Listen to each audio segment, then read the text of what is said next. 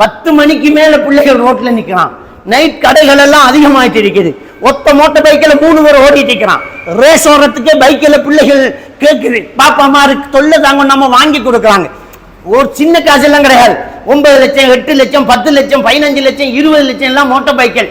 பிள்ளைகளுடைய உயிரை காவு கொள்ளக்கூடிய யமன் அது நமக்கு விளங்க மாட்டேங்குது. நம்ம பிள்ளைகளை உயிரை எடுக்கக்கூடியது. அந்த அளவுக்கு நம்ம பைக்கில் வண்டி கொடுக்குறோம்.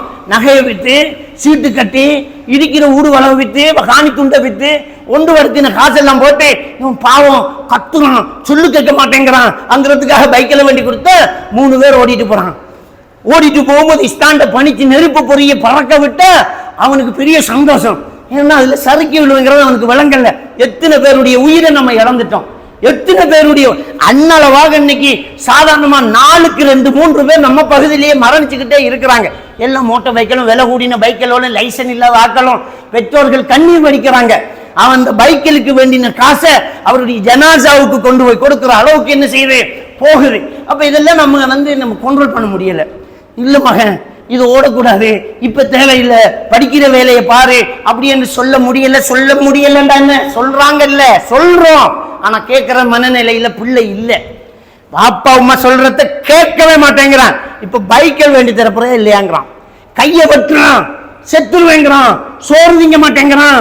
நம்ம என்ன செய்யறோம், பாவம் பிள்ளைங்கிறான். சாக மாட்டாங்க, அவன் மிரட்டுறான், அவன் கையை வெட்டுவான். மௌத்தான என்ன, மௌத்தா வெட்டுமே, மௌத்தான என்ன செய்யறது, மௌத்தா வெட்டுமே.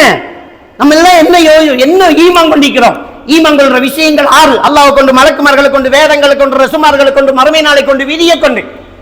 சூரா ஹதீத் 22வது வசனத்தில் அல்லாஹ் தஆலா சொல்றான், ஒவ்வொரு உங்களுக்கு மா அஸாப மின் முஸீபத்தின் ஃபில் அர்தி வலா ஃபி அன்ஃபுசிக்கும், உங்களை இந்த உலகத்திலே நடக்கிற ஒவ்வொன்றும் இல்லா ஃபி கிதாபின் மின் கப்லி அன் நப்ரஹா, உங்களை படைப்பதற்கு முன்னாடி எழுதப்பட்டாச்சுங்கறான் அல்லாஹ். சூரா ஹதீத் 22வது வசனம். சூரத்துல் அன்ஆம் 59வது வசனத்துல சொல்றான், வமா தஸ்குது மின் பரக்கத்தின் இல்லா யஅலமுஹா, ஒரு மரத்தில் இருக்கிற இலை கூட அல்லாஹ்வுடைய அறிவிலே இல்லாம விழுகிறது இல்லைங்கிறான். சூரா ஹூத் 6வது வசனத்தில் அல்லாஹ் தஆலா சொல்றான், வமா மின் தாப்பத்தின் ஃபில் அர்தி இல்லா அலல்லாஹி ரிஸ்குஹா, உலகத்துல உள்ள ஒவ்வொரு உயிருக்கும் ரிஸ்க் பொறுப்பு அல்லாஹ் எடுத்துட்டேங்கிறான்.